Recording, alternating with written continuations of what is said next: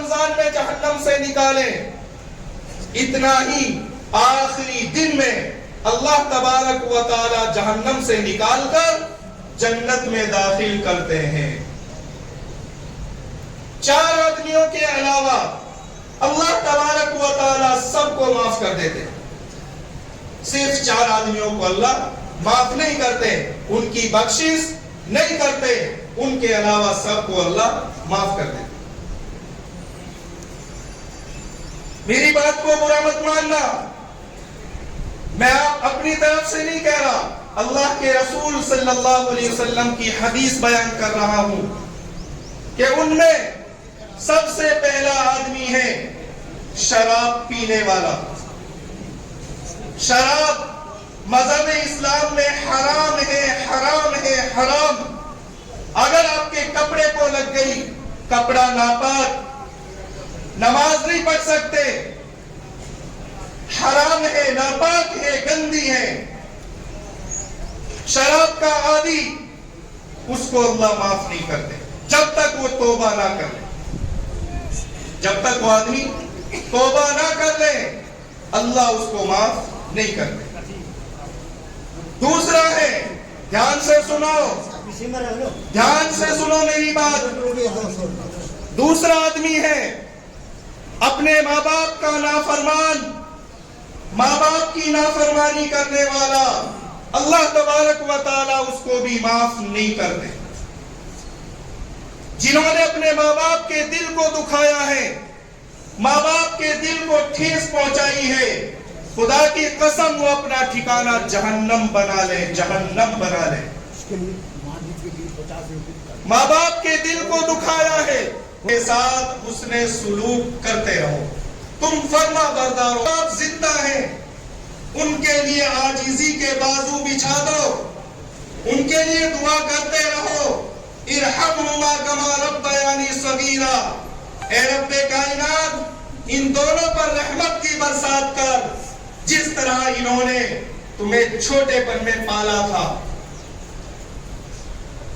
ان کے لیے عاجزی کے بازو بچھا دو۔ ماں باپ چاہے مشرک کیوں نہ ہو، چاہے اللہ کی ذات کا انکار کرنے والا کیوں نہ ہو، شرابی کیوں نہ ہو، کبابی کیوں نہ ہو، اُفِّل لَكُمَا، قرآن کہتا ہے اُفِّل لَكُمَا، ان سے اف بھی نہ کہو۔ ماں باپ کے سامنے اف کہنے کی اجازت نہیں ہے، اف کہنے کی اجازت نہیں۔ جس نے ماں باپ کے دل کو دکھایا اللہ اس کو بھی معاف نہیں کرے گا۔ رشتہ ناتا توڑنے والا، رشتہ ناتا توڑنے والا اللہ اس کو بھی معاف نہیں کریں گے۔ چوتھا آدمی ہے دل کے اندر کینہ کپٹ رکھنے والا، کینہ کپٹ رکھنے والا اللہ اس کو بھی معاف نہیں کریں گے۔ ان 4 کے علاوہ اللہ سب کو معاف کر دیں گے۔ خدا کی قسم موت سے پہلے توبہ کر لو، ابھی وقت ہے، صلح کر لو اللہ سے۔ یہ رمضان تو چلا گیا، یہ آپ کی زندگی میں دوبارہ لوٹ کر نہیں آ سکتا۔ جنہوں نے اس کو غفلت میں گزارا ہے، سستی میں گزارا ہے، اس رمضان کے روزے نہیں رکھے، آج ان کے دل رو رہے ہوں گے، ان کے دل رو رہے ہوں گے۔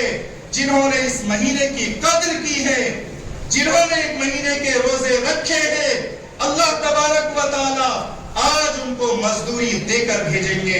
اور اس کی مزدوری کیا ہوگی کہ میرے بندو تم عیدگاہ آئے، تم نے میرا حق ادا کیا، تم نے میرا فریضہ ادا کیا، اے میرے بندو تم نے مجھے خوش کر دیا، آج میں بھی تمہیں خوش کر کر بھیجوں گا۔ یہ روزہ اللہ کے لیے ہے، اللہ آج اپنے ہاتھوں سے آپ کو مزدوری دیں گے۔ نماز میں نے بتایا، زکوٰۃ، حج اللہ فرشتوں کے ذریعے مزدوری دلواتے ہیں۔ لیکن اب روزے کی باری آئی ہے، اللہ کہتا ہے یہ تو خالص میرے لیے، یہ روزہ تو میرے لیے ہے، اس کی مزدوری بھی میں اپنے ہاتھوں سے دوں گا۔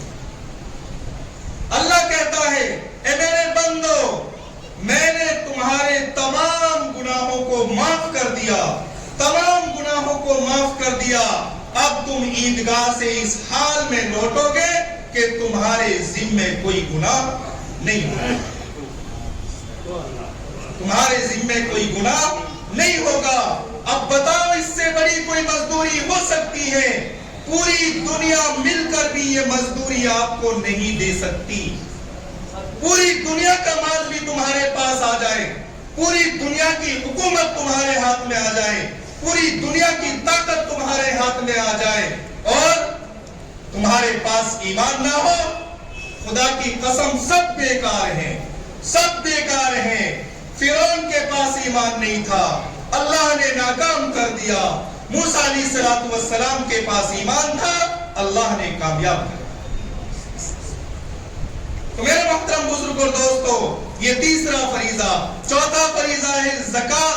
ज़कात ये रमजान मुबारक का महीना, हर उस आदमी पर ज़कात फर्ज है जिसके पास 52.5 तोला चांदी या 7.5 तोला सोना या कुछ चांदी कुछ सोना, इन दोनों को मिलाकर अगर वो इतनी कीमत को पहुंच सकता है जिससे आप 52.5 तोला चांदी खरीद सकते हैं या 7.5 तोला सोना खरीद सकते हैं, उस आदमी के ऊपर ज़कात फर्ज है।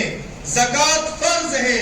जैसे नमाज फर्ज, जैसे रोजा फर्ज, ऐसे ही ज़कात फर्ज है। ये आपकी माल की सफाई है, ये आपके माल की पाकी है। अल्लाह ने आपके माल में 2.5% गरीब का हक रखा है। अगर आपने ज़कात नहीं दी, अपने माल को पाक साफ नहीं कराया, खुदा की कसम आपका माल महफूज नहीं है, आपका माल गंदा है, आपका माल नापाक है। अल्लाह कहीं न कहीं आपके माल को निकाल देंगे।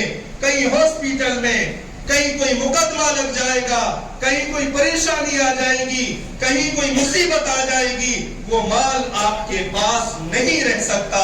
अगर आपने 2.5% ज़कात दी है, गरीब का हक निकाला है, उस माल की हिफाजत अल्लाह करेंगे। जिस माल की हिफाजत अल्लाह करे उसको कोई जाया नहीं कर सकता।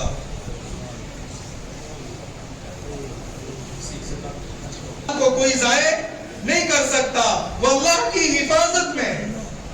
तो जिन भाइयों ने अभी तक ज़कात नहीं दी है, वो भी अपने माल का हिसाब लगाकर गरीब गुरबाओं को पहुंचा दो, ताकि वो भी अपने गरीब बच्चों को नए कपड़े सिलवाकर आपकी तरह अपने बच्चों को ईदगाह में भेज सकते थे, वो भी अपने घर में अच्छा खाना बना सकते थे। इसलिए गरीब का हक रखा है। इस ज़कात के पैसे को पहुंचा दो, गरीब तक पहुंचा दो।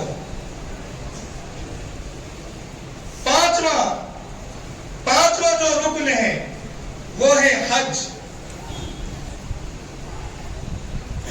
जिस आदमी के पास ज्यादा माल है, इतना माल है कि वो मक्का मुअज़्ज़मा पहुंच सकता है, इतनी वो ताकत रखता है, उम्र भर में एक दफा हज करना फर्ज है। उम्र भर में एक दफा हज करना फर्ज है। और अगर ऐसे ही माल को जोड़ कर मर गया, हज नहीं की, सदका खैरात नहीं किया, ज़कात नहीं दी, खुदा की कसम ये माल आपके लिए वबाल है। आपका तौक बनाकर आपके गले में डाला जाएगा, सांप बनाकर आपके गले में डाला जाएगा, जो आपको डसेगा, जो आपसे कहेगा मैं तेरा खजाना हूं, मैं तेरा माल हूं, तूने दुनिया में जमा कर रखा था, आज अल्लाह ने मुझे तेरे ऊपर मुसल्लत किया है, अब मैं तुझे डसूंगा। वो बताएगा मैं तेरा माल हूं। ये माल नहीं, ये वबाल है। अल्लाह के रसूल के पास जब माल आता तो जब तक घर नहीं जाते थे, जब तक वो पूरा माल गरीब गुरबा के ऊपर तकसीम ना करा देते। आज हमारे पास कितना ही आ जाए, अंदर बंद कोठड़ी में बैंक में जमा कर देंगे, अंदर सबसे अंदर छुपा कर रखते हैं, न अल्लाह के रास्ते में खर्च करते, न गरीबों के ऊपर खर्च करते। याद रखो, याद रखो इस माल को खर्च कर लो मौत से पहले। नमाज का तरीका मैं बता रहा हूं, ध्यान से सुने।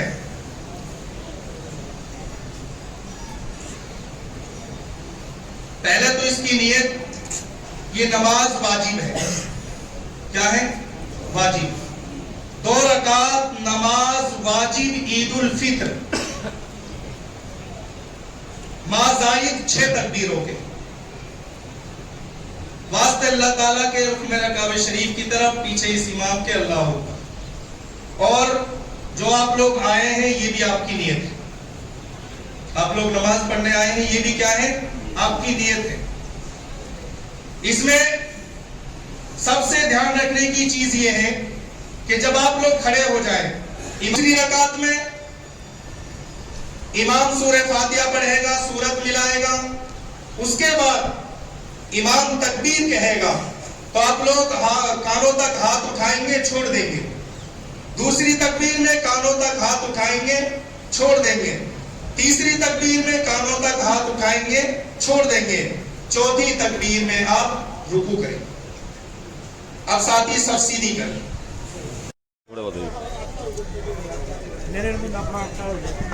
अस्सलामु अलैकुम व रहमतुल्लाहि व बरकातुहू।